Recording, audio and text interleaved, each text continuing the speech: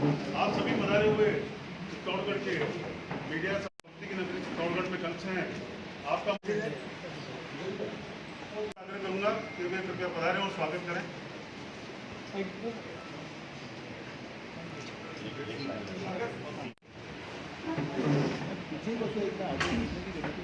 जानते हैं कि इस समय भारतीय जनता पार्टी प्रधानमंत्री श्री नरेंद्र मोदी जी के जन्मदिन से महात्मा गांधी जी के जन्मदिन तक सेवा पखवाड़ा का कार्यक्रम कर रही है, जिसके निमित्त देश में भिन्न भिन्न स्थलों पर कार्यक्रम आयोजित हो रहे हैं। उसी संदर्भ में आज भारत के स्वाभिमान और शौर्य की राजधानी चित्तौड़गढ़ में हम आए हुए हैं, जिसमें सेवा पखवाड़े के तहत कुछ विकलांग लोगों को, दिव्यांग लोगों को हम लोगों ने सेवा संकल्प के अनुसार कार्य करना था। कल प्रबुद्ध एक सम्मेलन रखा था जो कि दिव्य संस्थान की तरफ से, चित्तौड़ सेवा संस्थान की तरफ से था। बात यह है कि अभी आपने देखा कि केंद्र सरकार ने पीएफआई पर बैन लगाया है, परंतु राजस्थान की सरकार ने पीएफआई को कोटा में रैली निकालने की परमिशन दी थी। आप सोचिए कि जबकि आपके इसी चित्तौड़गढ़ क्षेत्र में कुछ महीने पहले आरडीएक्स बरामद हुआ और पीएफआई जैसी संस्था को रैली निकालने की परमिशन दी जाती है, जबकि उल्लेखनीय बात यह है कि जब केरल में कांग्रेस की सरकार थी तब उसने भी पीएफआई के खिलाफ अपनी रिपोर्ट दी थी।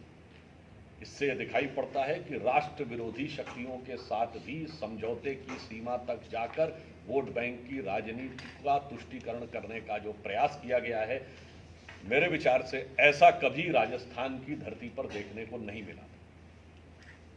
और इसमें वो अपने पूरे वादे तो भूल ही गए।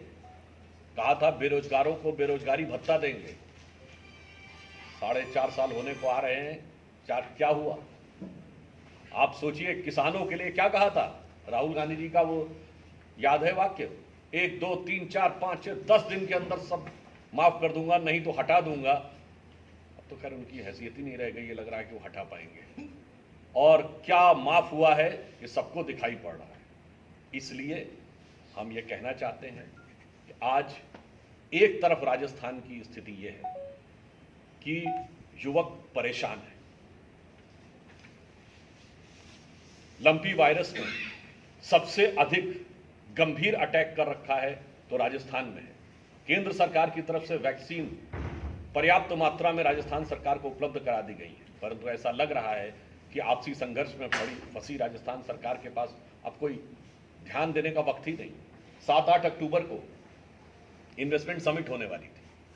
अभी समाचार पत्रों में इस प्रकार की बात आई है कि 10,000 करोड़ रुपए से अधिक के इन्वेस्टमेंट जिनके के लिए इनिशियल एमओयू साइन हो गया था, उन्होंने विड्रॉ कर लिए, क्योंकि ज्यादातर लोगों ने आरोप लगाया कि न कोई चीज आगे बढ़ रही है, न उनका प्रस्ताव पे आगे कोई कार्रवाई हो रही है और सरकार पूरी तरीके से असंवेदनशील है। यानी इन्वेस्टमेंट और नौकरियों के लिए जिस प्रकार के वायदे किए थे वो सब पूरी तरीके से खाली नजर आ रहे हैं। अरे बेरोजगारी भत्ता तो दिया नहीं, तो कम से कम बेरोजगार के अवसरों का जो दावा किया था वह भी आपकी अंदरूनी लड़ाई में जाते चले जा रहे हैं। इसलिए मैं कहूं कि आज राजस्थान की स्थिति यह है कि युवक परेशान है, जनता ध्वस्त होती हुई कानून व्यवस्था से हैरान है, किसान हलकान है और उसके बाद कांग्रेस पार्टी के अंदर मचा हुआ घमासान है। और इनकी पाठ्य पुस्तकों में महाराणा प्रताप से ज्यादा अकबर महान है। ये 4 साल का अशोक गहलोत की सरकार का राजस्थान है।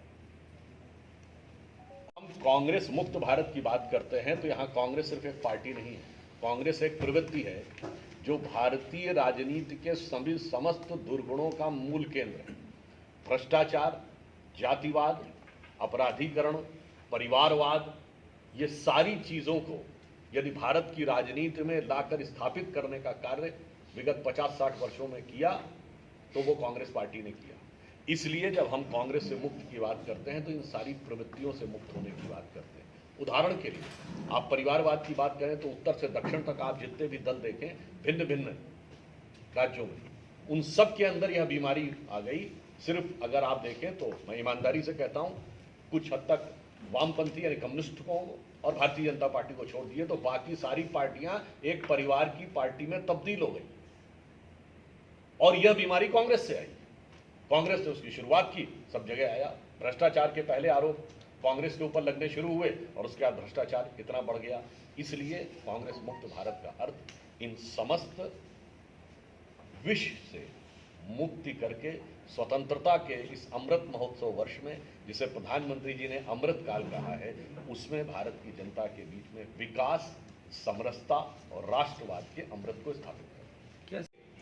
हमारी पार्टी में जो भी व्यक्ति आता है उसके गुण दोष, परिस्थिति, चुनाव जीतने की स्थिति और सभी सम्यक चीजों पर विचार करने के उपरांत ही पार्टी निर्णय लेती है। मुख्यमंत्री, एक बात तो बहुत स्पष्ट समझ लीजिए, प्रचंड बहुमत से भाजपा की सरकार बनेगी और मुख्यमंत्री ऐसा होगा जो वर्तमान समय में जो कष्ट अशोक गहलोत जी की सरकार ने दिए हैं, इन सब का निवारण करते हुए राजस्थान को इस अमृत काल में उस गौरव के पथ पर ले जाएगा जो राजस्थान का भवितव्य है। किसी का लोन माफ नहीं किया।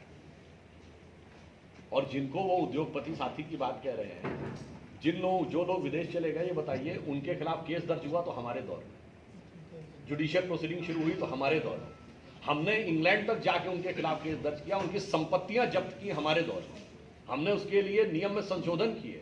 ये तो वो लोग हैं, मैं नाम लेके कह रहा हूं, विजय माल्या का यह लेटर अवेलेबल है प्रधानमंत्री मनमोहन सिंह जी के नाम थैंक्स का, कि स्टेट बैंक ऑफ इंडिया ने हमारा लोन रिजेक्ट कर दिया था, मगर आपके लेटर के बाद वो लोन हमारा उसके बावजूद सैंक्शन हो गया। अब जिन लोगों का ये स्तर है, उसके बाद ये पूछते हैं तो मुझे लगता है बहुत। सर, महंगाई की, देखिए महंगाई है निश्चित रूप से, परंतु मैं आपको ये भी बताना चाहता हूँ, अगर आप प्रबुद्ध हैं तो आप देखिए, इस समय दुनिया में 63 देश ऐसे जहां 10% से अधिक महंगाई। पूरे यूरोपियन यूनियन में इस समय भारत से अधिक महंगाई है। अमेरिका ने पहली बार अपना स्ट्रेटेजिक ऑयल रिजर्व खोला है, और मैं डेट के साथ बोल रहा हूं, ये 21 नवंबर 2021 की व्हाइट हाउस की रिलीज जाके देख लीजिए। उन्होंने लिखा है कि हमने इसलिए खोला है ताकि दामों पर नियंत्रण किया जा सके, महंगाई बहुत बढ़ रही है। अगल बगल में देख लीजिए, ये जो पाकिस्तान में महंगाई है उसके लिए मोदी सरकार जिम्मेदार है, जो श्रीलंका में है उसके लिए मोदी सरकार जिम्मेदार है। चाइना के बारे में ये तक खबरें आई कि कुछ बैंकों के बाहर आपको टैंक तक लगाने पड़े क्योंकि बैंक बंद हो रहे हैं, उसके लिए मोदी सरकार जिम्मेदार है। हकीकत तो ये है कि समुद्र में सुनामी आई हुई है, हमारा कैप्टन बड़ी कुशलता के साथ उस जहाज को बचाता हुआ ले जा रहा है, अगल बगल के जहाज पलटे जा रहे हैं। इसके बाद हमारे कैप्टन से पूछा जा रहा है कि ये जहाज में हल्के झटके क्यों लग रहे हैं। तो मैं ये भी पूछना चाहता हूँ उल्टा प्रश्न, कि राहुल गांधी जी जिन देशों की यात्रा करते हैं उसमें से एक देश बता दें जहां महंगाई की दर इस समय भारत से कम है। Europe, Italy, Britain, America, Germany, Thailand. और अन्यथा जहां से बैठ के उन्होंने ज्ञान दिया था, एक बार थाईलैंड से बैठ के बोला था, एक बार लंदन से बैठ के बोला था, तो वो एक देश बता दें, अन्यथा फिर विदेश से जाकर महंगाई पे ज्ञान देना बंद कर दें। सर, आईटी और मीडिया विभाग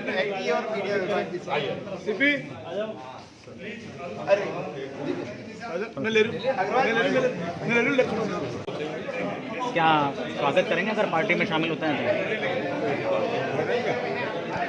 तो? चावलिया से